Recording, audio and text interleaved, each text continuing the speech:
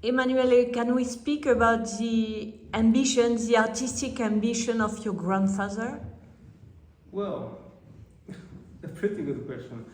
I don't know. I think probably Emblema started painting for a sort of a rebellion against his own family. They were a small landowner in southern Italy, but Emblema, in a way, I think he tried to have a wider view on the world. After that, in 1948, he went to Rome, trying his fortune as a painter. The fortune was not suddenly come to him. He started to work in Cinecittà like scene designer in the area of important film American production in Cinecittà, and at the same time start his production using from the beginning the youth canvas that he felt very warm material and very in a way closely related to his own heritage, and using dry leaves to make portraits, to make nudes.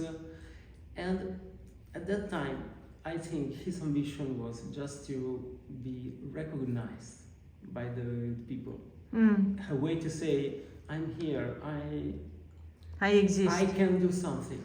And so when does he go? He goes to America, and America will have a big impact on his work.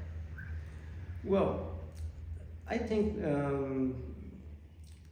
Emblema reached the success with dry leaf portraits. But at the same time, I think he was conscious that he was in a easy, a comfortable condition.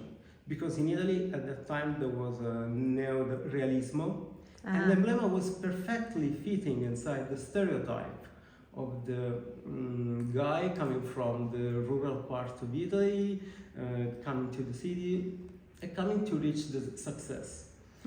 After that, he needed to make wider again his vision and try to go to the United States.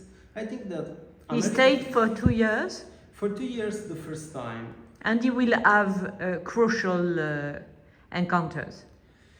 He had crucial encounters like Mark Rothko or Barnett Newman, but I think the most important part of his American journey is to, for the first time, he looked at some artist that was exactly as he was. I mean, Emblema had a strong heritage, strong cultural heritage. He was Italian, of course. Every Italian had to deal with art, with culture, with architecture, but he lived far from the center of culture in Italy. American artists do the same in a sort of way. They are European with a strong heritage, but live far from that center of culture. And in this way, they deal with their own heritage in a much freely way. They can play with the tradition, and they can step ahead. You think about Rothko, for example. Sorry? You think about Rothko. Absolutely, yes. Okay. How the Jewish culture is translated by Rothko in an absolutely modern way, in absolutely universal way. You can deal with a Mark Rothko painting with all the fact that a Mark Rothko painting bring with it, being Catholic. And so he comes back to Italy. He settled down in Rome. Do you mean Mark Rothko when he came in Italy? No. About your grandfather. He comes back to Italy. He settled down in Rome. And what is he going to do now? Well, the the first lesson he learned in the United States to make the painting bigger. Ah, Yes, it is an important thing, because when you make a bigger painting, you change it from an object inside a space into a sort of space itself. You have a relationship, viewer and painting one-to-one. and he said that? He said that, absolutely. Okay. He said that many times, and another things that he used to say about his American experience is, I learned to be not prospective, but being frontal, being in open stance to the viewer, not losing the sense of depth. I don't know if you can understand what I'm trying to say, but it is important because Italian art, European art, is informed into the concept of perspective. We work on diagonal lines, we work not so much frontally. The American painting, and I refer to Mark Rothko and Bernard Newman in example, are in stance, but at the same time are very deep. Emblema tried to work on this suggestion, on this intuition. I want something that can be absolutely easy to the access, but absolutely depth after you will come in. This is an example. Yes. It is a door. Yes. I have all the painting of the surface, but I can go through visually, but also badly in a way. And so, how can we explain that he's not so famous? He has not the recognition he deserves. Why?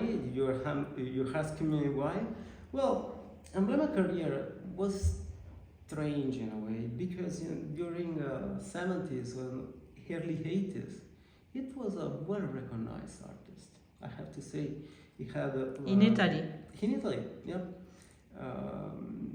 Also because two of the greater art historians in that years, I mean, Giulio Carlargan and Palma Bucarelli, the former director of Galleria Nazionale di Arte Moderna in Rome, appreciated this work a lot. They tried to bring Emblema in the great shows. And what did happen after that? After that, the cultural situation in Italy has changed. In the 80s, we had Transavanguardia. We had a sort of reaction of the absolutely stiff and minimalistic approach. Also Marxist in a way, because to deal with Italian culture, you have to understand that from the end of the Second World War until the 80s, all the intellectual coming from a Marxist approach to the work of art. And this, of course, it's good in a way, but on the other hand, cuts away a lot of good artists. In the 80s, all that good artists start to claim their own about the Italian art environment. Emblema in that time was on the wrong side of the war, and with Giulio Carlargan, with the Palma Bucarelli, for him start a period of, we say in Latin, damnatio memoriae. Wow. You have to not remember about them. After that, Emblema almost disappeared from the cultural environment in Italy, but also from the market. So now he's back. Merci beaucoup. Merci.